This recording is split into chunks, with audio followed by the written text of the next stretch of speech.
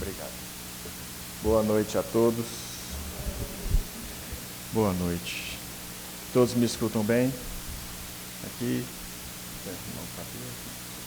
aos amigos da internet, a todos que estão aqui presentes, que Jesus nos abençoe, nos inspire para falarmos sobre Ele. É sempre muita inspiração que a gente precisa. Mas o tema desse estudo hoje não é apenas Jesus, é também a velhice. E essa semana, a Semana da Família, a Delma falou na segunda, o seu Quincas Veloso falou na quarta, vários aspectos relacionados a esse tema do idoso, de Jesus, e agora conciliando ambos. E em uma pesquisa rápida na internet, eu pelo menos aprendi, que em pouco mais de um século, de 1901 até hoje, a expectativa de vida do brasileiro mais que dobrou. No início do século XX, 1901, a idade média de uma pessoa que vinha falecer, média entre homens e mulheres, era de menos de 37 anos. Arredondava para 37. Hoje nós estamos com 76 e alguma coisa. Não é isso, Fábio? Mais que dobrou. O que significa dizer que a gente olha para os lados. Se nós olharmos aqui na casa espírita, tem muito velho. As pessoas estão vivendo mais. Graças a Deus. Estamos vivendo mais. Deus queira que estejamos vivendo melhores. Não necessariamente assim o é. Mas estamos vivendo mais.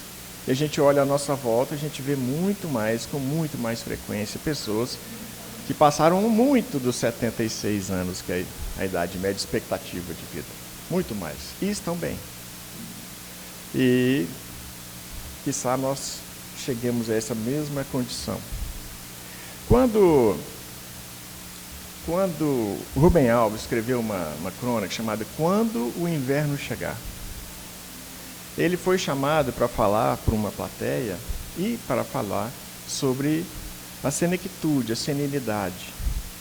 E ele reparou que quando ele subiu, que a imensa maioria das pessoas que estavam presentes eram idosas no salão. E aqui eu abro um parênteses para fazer coro com ele, em elogiar quem escolheu o tema e elogiar a palavra que escolheu velhice. Porque velhice é muito mais poética do que terceira idade. Né? Terceira idade ninguém merece, gente. Ninguém merece. Ou a melhor idade, aí também é pior. Porque eu vou te falar, se fosse melhor idade, todo mundo queria estar nela. Então foi ótimo esse termo. Porque quando ele abre, e assim ele diz nessa crônica, quando ele sobe para começar a falar, e ele vê a maioria das pessoas como idosas, ele fala assim: pois bem, vejo que todos vocês alcançaram aquela gloriosa condição na vida, aquele momento espetacular em que podem sentir a felicidade de serem completamente inúteis. Vocês entenderam? E a reação do público foi essa, nossa aqui. Todo mundo, mas como inútil? Que absurdo é esse? E o próprio público começou a falar. O que fazia, o que não fazia, nas atividades que fazia. E ele deixou o público falar.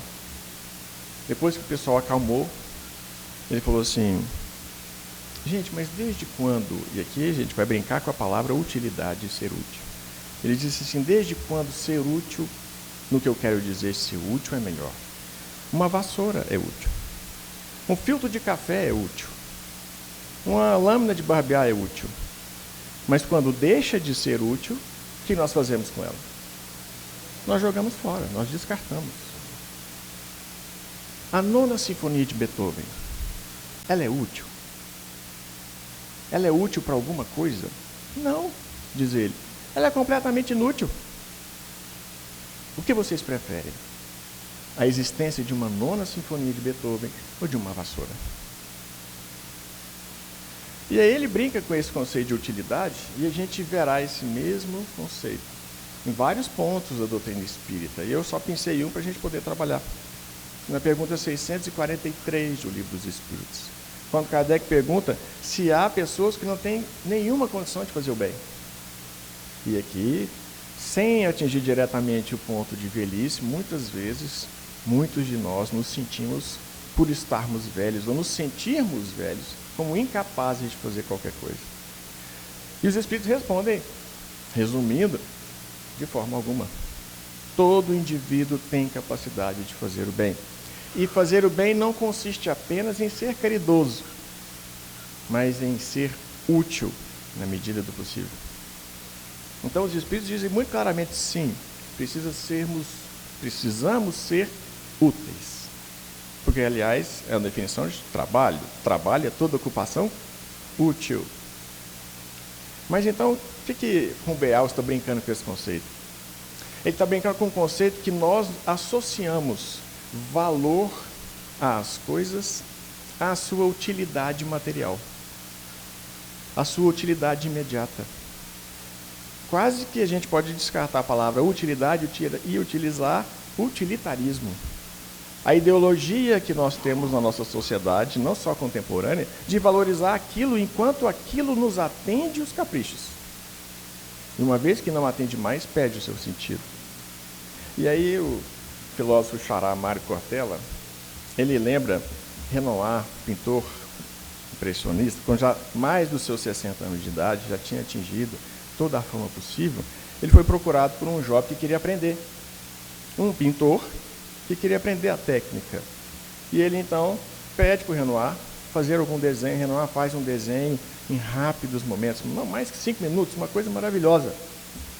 E o jovem pergunta a ele assim, mas isso é muito fácil, como é que você consegue fazer isso tão fácil? Não foi tão fácil fazer isso? Aí ele disse assim, não, demorou-me 5 minutos para eu fazer esse desenho, mas me custou 60 anos de experiência. A gente pode ver essa mesma reflexão numa historinha que às vezes vocês já viram na internet, que é quando uma empresa que trabalha, uma empresa enorme nos Estados Unidos, geralmente é nos Estados Unidos, uma empresa enorme nos Estados Unidos, que trabalha com vários processos hidráulicos, num dia, de repente, alguma coisa acontece que ninguém sabe identificar o que, e o sistema para. As máquinas param. E imediatamente os técnicos são chamados para resolver, eles procuram aquilo e não conseguem identificar a causa. Chamam então os engenheiros mais experientes, também não conseguem. A cada minuto que aquela fábrica parada, são milhares de dólares que estão sendo desperdiçados. Os gestores já começam a ficar impacientes. Passa um dia, passa 2 dias, chamam todos os técnicos, os de informática, informática a gente aprendeu. Se deu alguma coisa errada, a gente tira da tomada, põe de novo e volta a funcionar. Não adiantou, chamaram técnicos do Japão, eles chegaram em 2 dias, eles chegaram, a gente não sabe, voltaram para cá. Já era uma semana que a fábrica estava parada e os gestores estavam desesperados. Até que alguém lembrou assim, deixa eu dar uma sugestão. Eu conheço um senhor que ele é encanador. Tem 50 anos que ele é encanador aqui na cidade. Conhece tudo, então, sim, não custa nada, né? A gente já tentou de tudo. Chamaram o encanador. Aí aquele vozinho chegou com aquela maletinha de ferro toda enferrujada, né? Com os seus pertences, seu ferramental. E ele foi, deixou a ferramenta, a caixa, e foi caminhando pelo pátio, pela empresa. Aí numa hora ele para, pede uma escada, coloca uma escada para ele, ele sobe com aquela dificuldade, subir na escada, coloca o ouvido num cano, dá um sorriso, ele desce a escada, pega um martelo de borracha, vai lá e todo o sistema volta a funcionar. Todo mundo fica louco de alegria, mas que maravilha, mas que coisa impressionante, mas nossa, que bom que o senhor veio. Quisera Deus a gente tivesse chamado o senhor antes. Quanto custou esse serviço do senhor? $1.000. E sabe, mas $1.000? É muito caro para uma marteladinha. O senhor justifica então na nota. E aí então ele muito calmamente escreveu na nota: dar uma marteladinha, $1. Saber onde dar uma marteladinha, $999. Nós, mesmo sabendo que a expectativa de vida está aumentando, estamos cada vez mais rodeados por velhos, vamos continuar usando a palavra velho por enquanto para a gente tratar disso. A gente tem medo de ficar velho. Vocês têm medo de ficar velho? Não digo aqueles que já ficaram, né? Assim, licença a todos aqueles que já ficaram. Porque eu ainda não fiquei. Eu vi um texto de um educador canadense, o Sr. Laurent, e ele tem uma frase que eu achei espetacular e ele me descreve. Ele diz assim: reconhece uma pessoa que chegou na meia-idade quando ela para de criticar os mais velhos e começa a criticar os mais novos. Eu estou na meia-idade. Não sou velho ainda, dá licença, não sou velho ainda. Mas para todos aqueles que ainda não são jovens, nós que já fomos jovens, gostaria de ficar velho? Não, normalmente a gente associa a velhice à decrepitude. Decrepitude. E Joana de Ângeles, no livro Despertar do Espírito, tem um capítulo chamado, capítulo 9, Dores Afligentes, se não me falha a memória. Dentre as dores que afligem a humanidade, um item do capítulo que deve ocupar umas 7, 8 páginas, chama-se Medo da Velhice. Vale a pena, porque nós não teremos condição de abordar aqui tudo que ela aborda nessas 7, 8 páginas. Mas vamos resumir. Vamos resumir num texto que ela trouxe de Cícero, o famoso orador romano, 100 anos antes de Cristo. Quando ele, falando sobre o medo da velhice, porque o negócio de medo de velhice não é recente, né? É de sempre. E as rusgas que temos entre velhos e moços, moços e velhos, também são as mesmas. Eu estava rindo esses dias, agora essa semana eu estava procurando textos, né, para refletir. Aí eu vi uma reclamação de um jovem, de um adolescente, que envia uma carta para sua mãe, reclamando, ele estudava em outra cidade, reclamando para a mãe que ele não tinha roupa nova. Ele falou: não, mãe, você não me dá roupa nova. Meus colegas de turma todos têm roupa nova. O filho de um fulano, ele é filho do funcionário do meu pai. Ele tem 2 roupas novas. E você só me deixa com uma.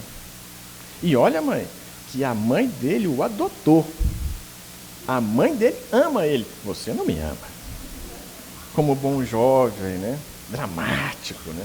Mas o curioso é que essa carta, gente, data de 4.000 anos. Foi achada, e ela está no museu, se não falo a memória, do Louvre. É uma tabuinha escrita com o uniforme dos babilônios. É um adolescente babilônio conversando com a sua mãe. E a gente poderia usar essa mesma carta hoje sem nenhuma diferença. Essas rusgas, nossa, são as mesmas. No livro Retórica de Aristóteles, sei lá, 300 anos antes de Cristo, ele falando sobre os velhos, dirigindo-se aos jovens, ele falando: os velhos são amargos. Os velhos veem perigo em tudo, porque eles já viveram muito, já sofreram muito, já se cansaram. Ao contrário dos jovens que são ardentes, os velhos são frios. Isso tem 2.300 anos. E a gente pode escutar coisas similares disso hoje em dia facilmente. E aí Cícero, que Joana de Ângeles nos lembra, diz que nós costumamos ter medo da velhice por 4 motivos. Primeiro, o distanciamento da vida ativa. Segundo, o enfraquecimento das forças orgânicas. Terceiro, a privação dos prazeres provocantes. E quarto, a proximidade da morte. Se nós pararmos para pensar, e ela vai trabalhando cada um desses itens de forma assim, calma. Então, quem tiver o livro, na biblioteca se não tiver, se tiver, Despertar do Espírito, capítulo 9, Medo da Velhice. Joana de Ângeles, psicografia do Divaldo. Se nós pararmos para pensar esses 4 itens, gente: distanciamento de vida ativa, enfraquecimento das nossas forças orgânicas, privação de prazeres e proximidade da morte, isso pode acontecer a qualquer momento da vida. Se nós estarmos doentes, nós vamos sentir exatamente a mesma coisa. E próximo da morte é um conceito estranho, né? Porque a cada dia que a gente respira, nós estamos cada dia mais próximos da morte. O oxigênio que nos sustenta, quimicamente, o oxigênio é uma molécula oxidante. Oxigênio, daí vem oxidante, da palavra oxigênio. Ela desgasta, ela provoca radicais livres. A cada vez que a gente respira, mais radicais livres estão sendo formados, mais a gente envelhece. É um processo natural. Mas a gente pode ver essa explicação pincelada de outra forma, para não pegar a Joana de Ângeles, para a gente pegar um texto, que é esse texto, cuja mensagem foi retirada dele, de uma lição do livro Boa Nova, capítulo também 9, chamado Velhos e Moços. Em um dia, e não era a primeira vez que isso acontecia, narra Humberto de Campos, que o jovem Tiago, irmão de João, ambos filhos de Zebedeu, alcunhados pelo mestre como Boanerges, que significa filhos do trovão, porque eram jovens, eram ardentes, como diz Aristóteles lá em Retórica, eram ardentes, eram impetuosos. E João, toda vez que falava sobre o trabalho no reino do Cristo, sobre o trabalho seguindo Jesus, ele dizia que ele tinha muito mais condição, porque ele era jovem, era cheio de vida. Pedro, ele já era um senhor, ele era casado, ele tinha a vida dele, tinha a sogra que morava com ele. A gente já pensa, só por ter a sogra morando com ele, já sofria mais que os outros. Não, não é para dizer isso. Pois é. É só para dizer que era um dos mais velhos. Mas quem era também um dos mais velhos ali era Simão, o outro Simão, chamado de Zelote. Jesus assim o chamava, Simão Zelote, para diferenciado depois daquilo que seria Simão, que depois seria Pedro. Simão Bar-Jonas, filho de Jonas, que se transforma em Pedro depois. Mas o Simão Zelote, ele também era mais velho, em relação àqueles jovens que estavam ali, dizendo do fulgor que eles tinham, da capacidade que eles tinham de propagar o reino dos céus. E ele ficava muito cabisbaixo. Ele ficava pensando, e ele sentia de fato, eu realmente não me vejo em condições. Eu estou aqui no ocaso da vida. Talvez ele estivesse pensando como eu estou aqui na meia-idade, estou caminhando agora ladeira abaixo depois disso. Já não tenho muitas forças, não conseguirei realmente fazer isso. E aquilo incomodava ele, aquelas falas de Tiago. Curiosamente, falando sobre um dos medos da morte, um dos medos da velhice, a proximidade da morte, Tiago agia assim, mas é justamente Tiago, o primeiro apóstolo a ser martirizado. Justamente Tiago, o primeiro a morrer. Ao passo que João, seu irmão, é o último. Vive talvez por mais de 100 anos. Pois bem, numa tarde, quando Tiago tinha se manifestado dessa forma, Simão, uma vez que ele consegue se aproximar do mestre, Simão Zelote diz para Jesus, Senhor, ele expõe as fragilidades, os medos que ele tem. E Jesus diz a ele, Simão, se nós olharmos a idade como sendo a condição de trabalho, Deus é o mais velho de todos e ninguém se iguala a ele. E aí ele fala essa frase bonita que foi lida na mensagem. Vocês prestaram atenção na mensagem? Prestaram? Ele diz assim, a juventude, a infância é a ramagem. Ela denota a esperança.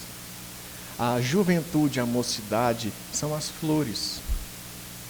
E a madureza é o fruto único que tem o doce sabor da vida.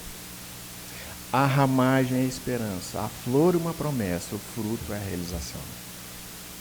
E ele então explica para Simão que a idade do corpo não deveria impactar na idade do espírito, porque são coisas completamente diferentes. E a ação no bem, como bem mostra a pergunta 643 que nós comentamos aqui, é a ação perene. Independente da idade, há sempre condição de ser uma vida ativa. Sempre. As condições mudam, mas a ação não. E ele então sai reconfortado daquela conversa com Jesus. E como que para ser testado, parece. Logo que ele sai, ele vai até a borda do lago e ele encontra o Tiago, falando com alguns jovens. E Tiago estava mais uma vez dizendo, nós jovens, nós temos força, nós temos o ímpeto, nós temos a coragem. E ele vendo Simão se aproximar, ele faz um comentário desairoso. Desairoso é uma palavra antiga, de gente mais velha. Ele faz um comentário desairoso, ele faz um comentário aproveitando a proximidade de Simeão para dizer, enquanto que há outros mais velhos que não terão essa condição. Simão, depois da conversa do Cristo, ao invés de se sentir mais uma vez magoado com aquilo, ele silencia de forma calma e serena. Espera Tiago se despedir dos jovens, aproxima-se de Tiago, de forma muito humilde diz, Tiago. E ele repete as palavras do Cristo, Tiago. Se nós vamos julgar a capacidade de alguém pela idade que tem, ninguém é mais velho que Deus. E nenhum homem pode se comparar a ele. Deixemos de lado essas comparações de idade. Irmanemo-nos como somos irmãos no desejo sagrado de agir no bem. E isso não tem idade. O Tiago ficou tocado com aquela resposta, fez algum momento de silêncio e ele disse, tem razão. Você tem razão, Simão. E Simão então lhe deu um abraço. E aí, naquele dia, à tarde, quando Jesus estava com o povo, a multidão, na beira do lago, narra Humberto de Campos que os apóstolos todos reunidos tinham duas criancinhas que saem de perto de sua mãe, e ela tão embevecida com as palavras do mestre, ela não percebe. E as duas criancinhas vão se dirigindo às margens do lago de Tiberíades, de Genezaré. E quem percebe isso é Simão. E ele então, calmamente, sem falar nada com ninguém, em silêncio, ele se levanta e vai até aquelas crianças. Toma-as no colo, senta, conversa com elas todo o momento que Jesus falava com a multidão, ele com as duas crianças no colo. Terminou a preleção do Cristo, as crianças correm e voltam para a mãe, sem nem ter percebido o risco que tinha corrido na morte daquelas duas crianças. Naquela noite ele tem um sonho. Ele sonha que Jesus chega e diz para ele, vê, Simão, percebe como a ação no bem, ela se modifica, mas é sempre ação. Você encontrou capacidade de agir no bem, de maneira que um jovem hoje não percebeu. Lembra, Simão, mais importante que ser moço e velho é ser filho de Deus, é sermos de Deus. Essa mensagem, de uma certa maneira, responde às 4 dúvidas que Cícero coloca, os 4 medos que a gente pode ter. Porque a gente precisa dizer bem claro, se o Rubem Alves gostou da velhice para colocar um ponto de celeuma, né, trazendo sobre a utilidade ou a inutilidade de um velho, nós precisamos lembrar, muito calmamente, que velhice é um fenômeno biológico. Velhice é do corpo. O corpo envelhece, porque é um processo natural de destruição, como a gente aprende também no Livro dos Espíritos. Questão 728. O que chama de destruição nada mais é que uma transformação cujo objetivo é a renovação e melhoria do ser vivo. Renovação, melhoria, por meio de uma transformação. A velhice é um fenômeno meramente biológico. E nós podemos encontrar, como diz André Luiz no livro Correio Fraterno, numa lição chamada Mocidade. Ele diz exatamente isso.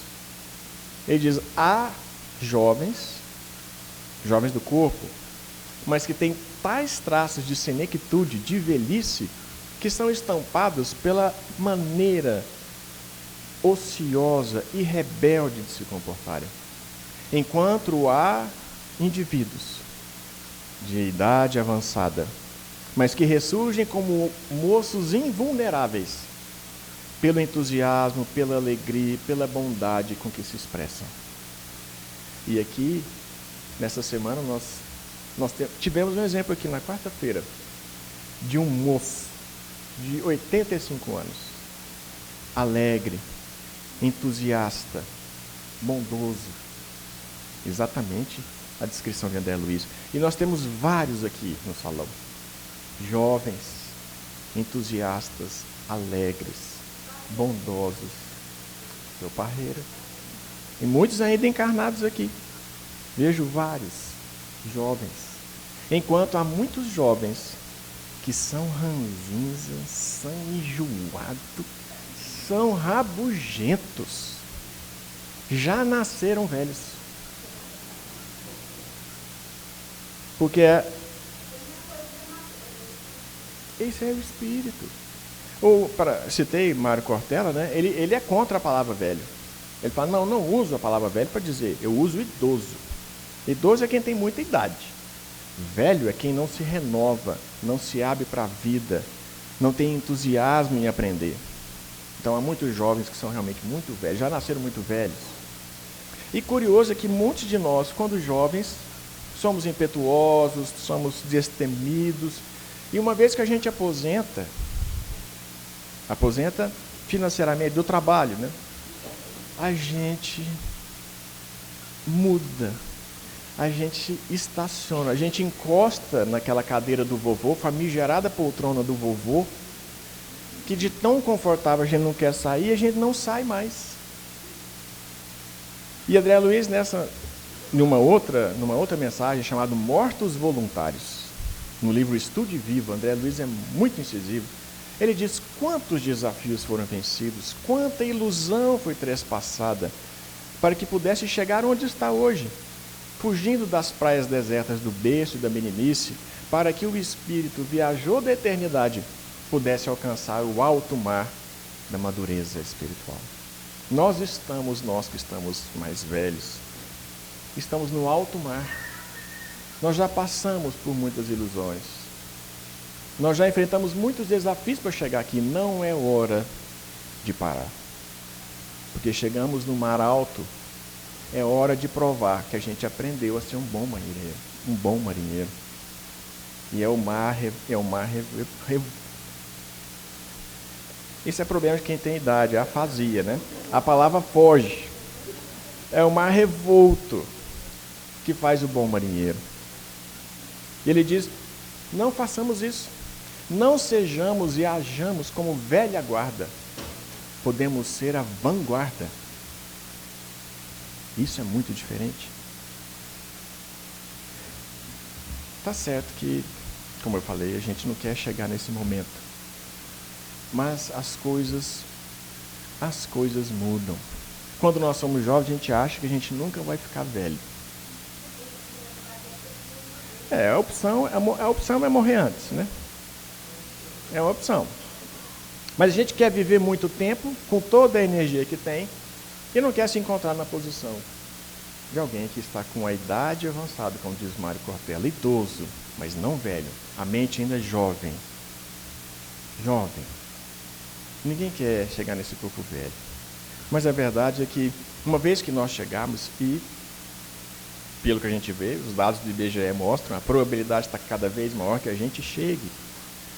Porque na segunda-feira a Delma falou muito bem do idoso no lar. Então, como devemos nos comportar com o idoso? Nós que ainda não somos. Mas agora falar um pouco daqueles que somos ou iremos ser, se Deus permitir. Se Deus nos der essa oportunidade de avançarmos em idade, longo tempo aqui na terra, levaremos inclusive o 4º mandamento: honrai vosso pai e vossa mãe. Aliás, o único dos mandamentos que tem uma consequência logo imediata: honrai vosso pai e vossa mãe, para a fim de viverdes longo tempo na terra que o Senhor vosso Deus vos dará. Isso é um prêmio, porque quem fica na terra significa que acompanha ela na sua evolução. Momentos de regeneração, continuamos aqui aqueles que merecem ficar aqui. Aqueles que são velhos na alma serão convidados a ocuparem outros lugares no espaço, condizentes com a sua vontade. Se tudo flui, a nossa idade também flui, os nossos desejos, a nossa capacidade de agir, é necessário que a gente tenha, eu vou dizer assim, uma sensibilidade conosco mesmo. Nós percebamos isso. Autoconhecimento é também essa autoavaliação. De que eu posso manter a minha vida ativa. Eu sentirei enfraquecimento das minhas forças orgânicas. Eu serei privado de alguns prazeres, mas não de todos. E graças a Deus, se tudo der certo, eu serei justamente privado dos prazeres que mais me atrapalham. Como diz Joana de Ângeles, que na velhice a gente é poupado de muitas tentações. De fato. De fato. E a proximidade da morte, isso não quer dizer nada, porque a gente não morre. O corpo morre, a alma nunca morre. Então, tem um documentário que eu não vi ainda, porque ele concorreu ao Oscar esse ano, chamado Uma Última Viagem. Eu estava lendo uma crítica sobre ele. Não sei se vocês já viram, assim, nem chegou aqui no cinema. ou chegou na televisão. Mas foi desse ano. E é um documentário sueco. E a história, em breves passagens, é de um diretor, mas ele é diretor, ele é apresentador de televisão, e ele é uma pessoa muito conhecida na Suécia. E ele estava preocupado com seu pai, o Sr. Lars. Esse apresentador chama Philip. Acho que é Philip. E o Sr. Lars tem 80 anos, e ele estava deprimido. Ele, que sempre tinha sido um jovem, em todas as idades da vida, um professor de francês, que gostava muito de, sempre que podia, viajar ao sul da França com a família, para aproveitar o sol da Provence, em contrapartida daquele frio da Suécia. E esse diretor então pensa, o papai faz tanto tempo que não viaja, e ele está tão cabisbaixo, ele está tão triste, eu vou propor para ele que a gente faça essa viagem. E esse documentário chama Uma Última Viagem. E ele então chama o grande amigo, o diretor Philip, chama um grande amigo dele, amigo de infância, que também é roteirista, conta, né, do desejo dele, e o amigo diz, mas isso pode dar um filme, pode dar, não sei o que vai dar, mas pode dar alguma coisa bacana. Então eles prepararam uma equipe muito enxuta, poucas câmeras. Contaram para o pai, naturalmente, que isso ia acontecer, eles iam viajar juntos, sem roteiro. Eles iam fazer a viagem que faziam, e ao longo dos dias filmando, e depois iam editar e ver o que dava. E aquilo se transformou em algo muito tocante, não só para o pai, mas principalmente para o filho.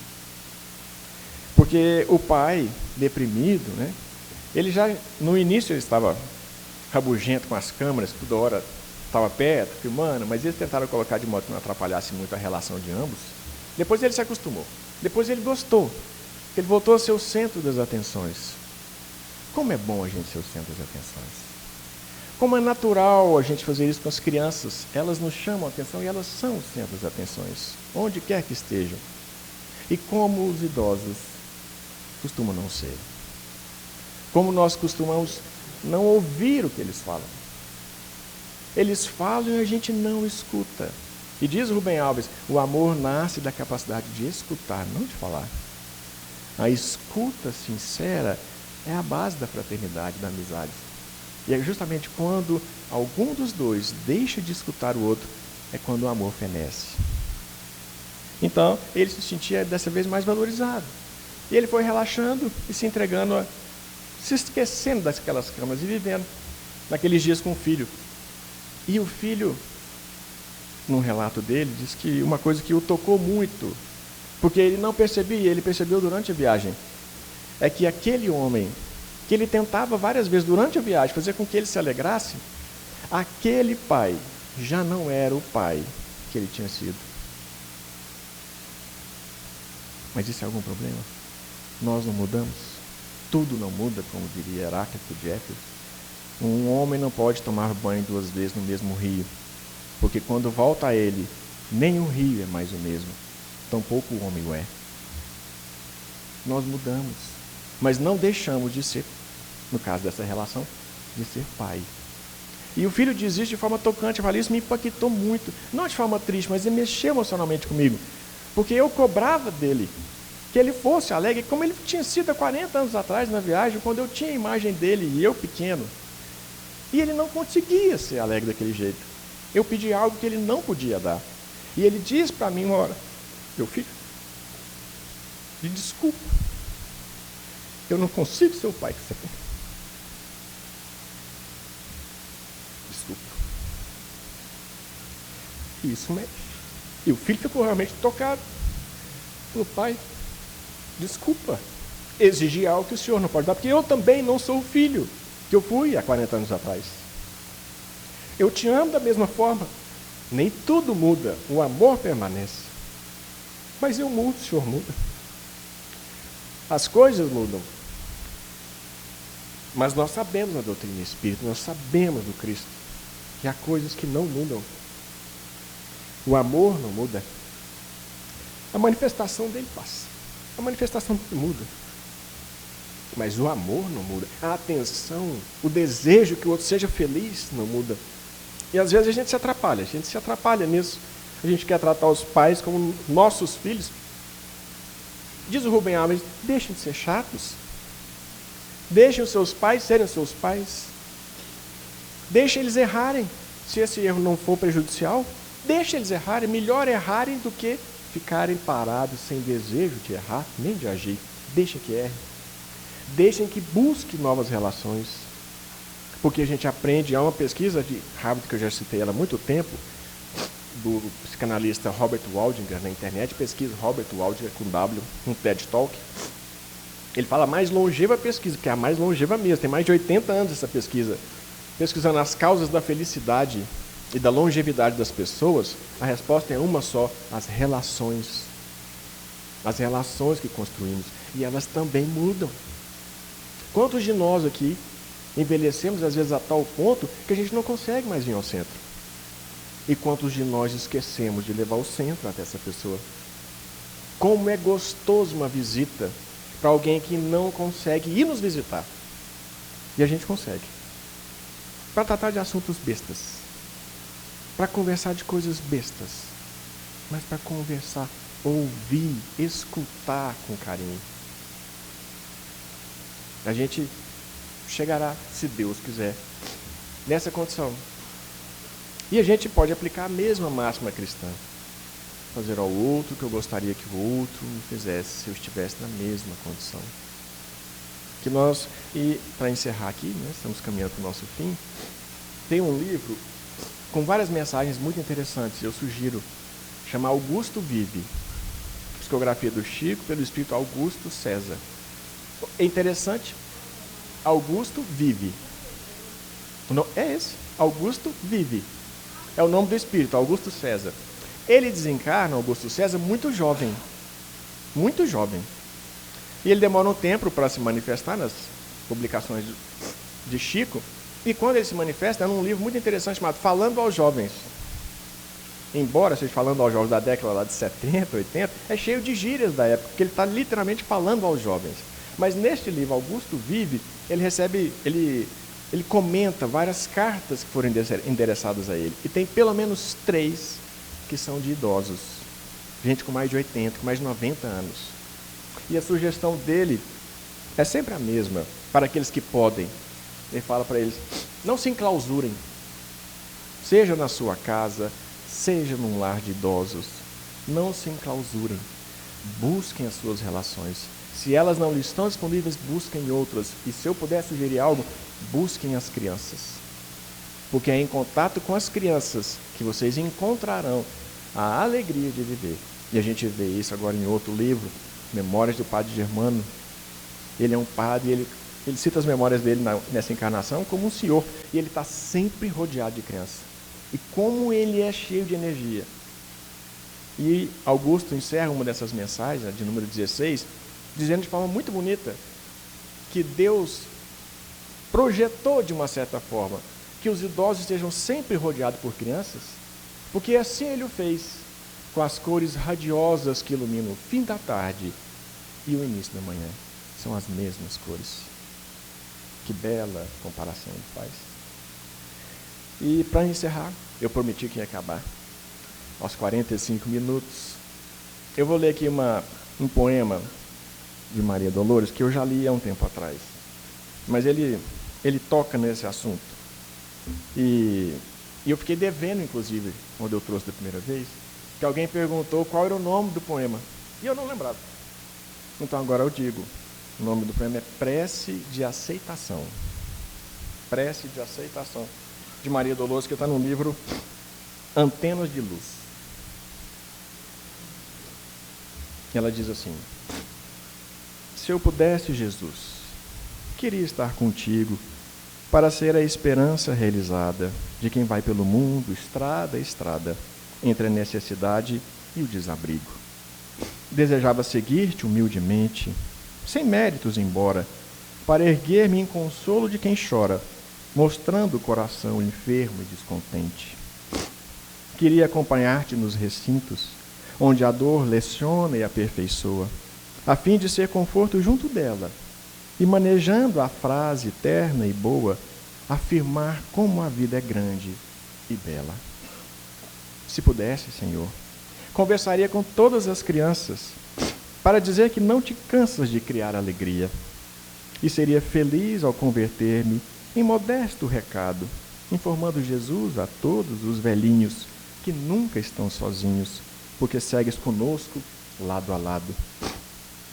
Se dispusesse de recursos, queria ser a vela pequenina, acesa no clarão do sol que levas, de modo a socorrer aos que jazem nas trevas, fugindo sem razão da bondade divina. Entretanto, Senhor, sei das deficiências que carrego. Venho a Ti como estou. Por isso mesmo rogo, não me deixes a sós por onde vou. Se não posso, Jesus, ser bondade, socorro, paz e luz, toma meu coração e, perdoando a minha imperfeição, esquece tudo que meu sonho almeja e ensina-me, ó Senhor, com o teu imenso amor, o que queres que eu seja. Que Jesus nos abençoe.